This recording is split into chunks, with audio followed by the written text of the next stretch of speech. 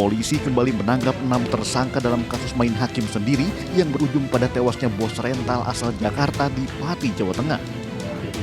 Pengejaran terhadap pelaku pengeroyokan itu dilakukan tim gabungan setelah menyisir rumah warga serta di hutan yang menjadi persembunyian pelaku. Total, sudah ada 10 tersangka dalam kasus ini yang seluruhnya merupakan warga Sukolilo, Kabupaten Pati. Keenam tersangka yang baru ditangkap ini memiliki peran berbeda dalam menganiaya korban dan terancam hukuman 12 tahun penjara. Perannya satu, ada yang mengambil alih kendaraan, kemudian ada yang menyetop kendaraan, kemudian ada yang mencengkiweng, itu, menarik kerahnya, ada yang menendang perutnya, ada yang memukul dengan batu yang ditali pakai kaos, kemudian ada yang melindas pakai motor. Jadi bukti scientific crime investigasi ini kita gunakan untuk apa? Biar match di lapangan. Tidak serta-merta melihat video keterangan saksi kita ambil semuanya. Wow. Sementara itu, usai videonya viral, konten kreator yang mengomentari kasus pengeroyokan bos rental mobil di lokasi kejadian menyampaikan permohonan maaf. Dalam video klarifikasinya, ia mengaku membuat video tersebut hanya untuk menambah follower dan tidak terlibat sebagai pelaku. Saya Teng Wakatobi, dengan ini saya meminta maaf sebesar-besarnya kepada seluruh warga Indonesia dan juga warga desa Sukolilo. Tidak lupa juga dengan semua rekan-rekan rental mobil se-Jawa Tengah dan se-Indonesia Raya. Atas perbuatan konten saya kemarin yang telah membuat ramai dan gaduh di sosial media.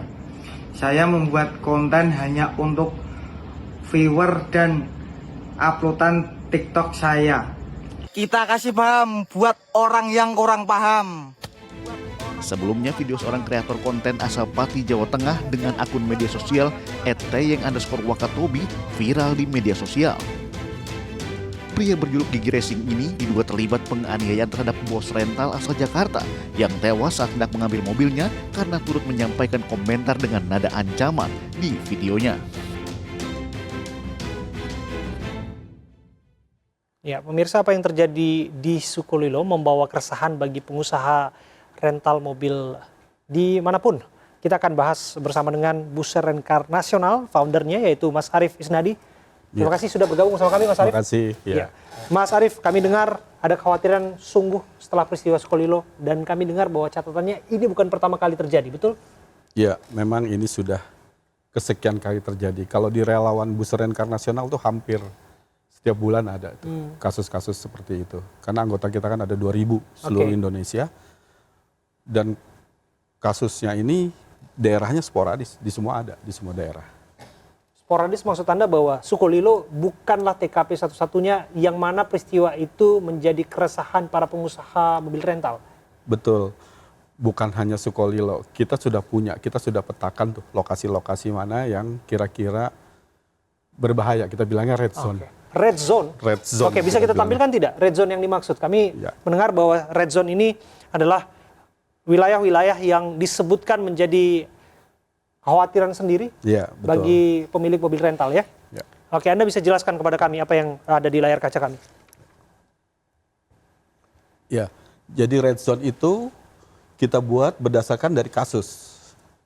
Jadi berdasarkan dari kasus, kita petakan di dalam, ini peta relawan BRN, Buser Rencar Nasional. Itu yang hitam-hitam itu anggota BRN. Yang hitam-hitam itu anggota BRN, nah itu lokasi-lokasi yang pernah kita, istilahnya kita eksekusi unit dan ada kasus-kasusnya.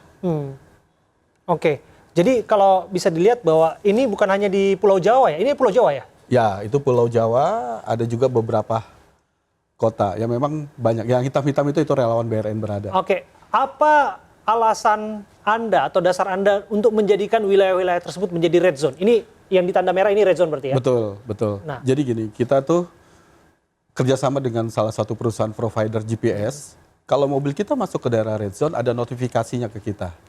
Jadi mereka kirim notifikasi mobil ini masuk ke daerah red zone. Itu ada di informasi di kita. Nah, itu kasus-kasus yang merah ya, kasus yang titik-titik segitiga itu kasus pelaku-pelaku Oke.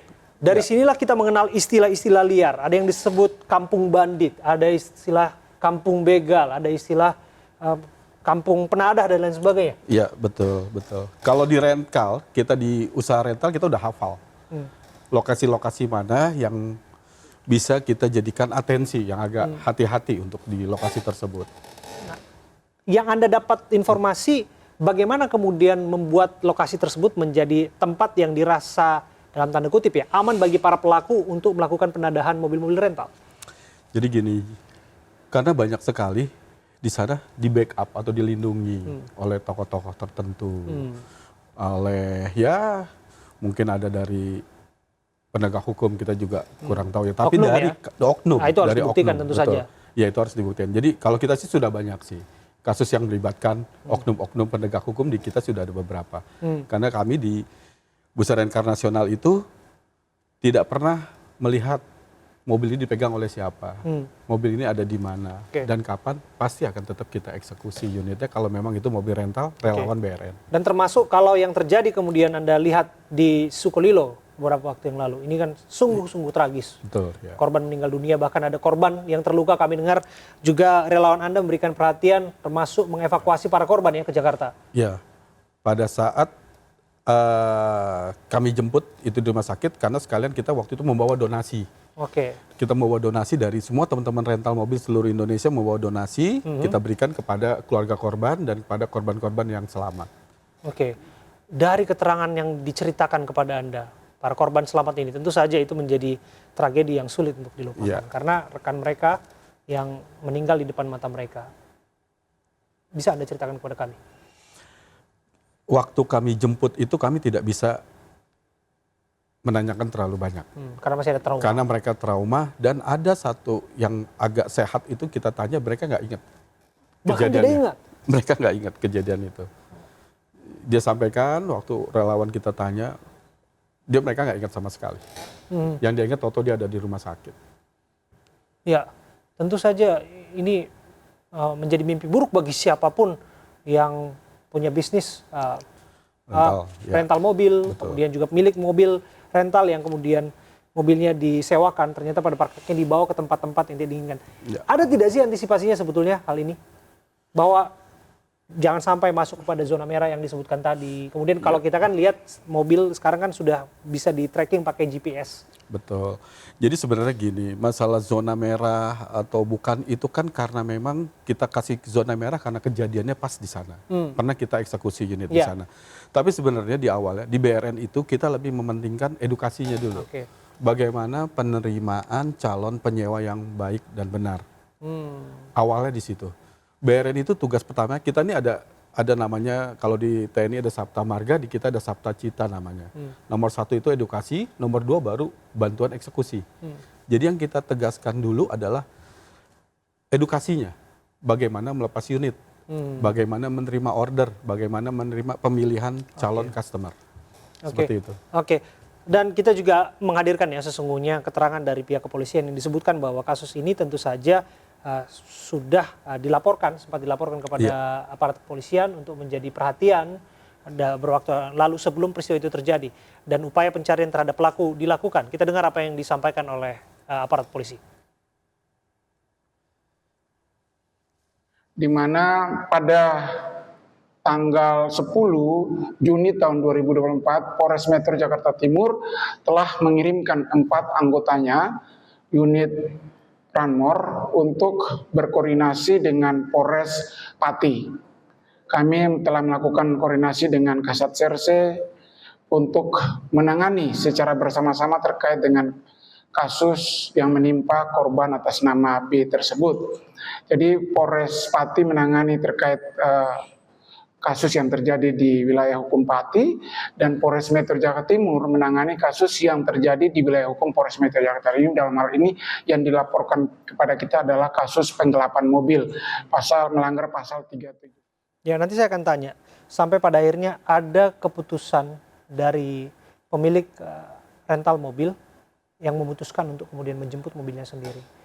Memang ini kan berisiko, tentu saja, karena dia tidak tahu siapa dan berapa banyak orang yang akan dihadapi. Kami akan kembali setelah itu, tetaplah di The Prime Show.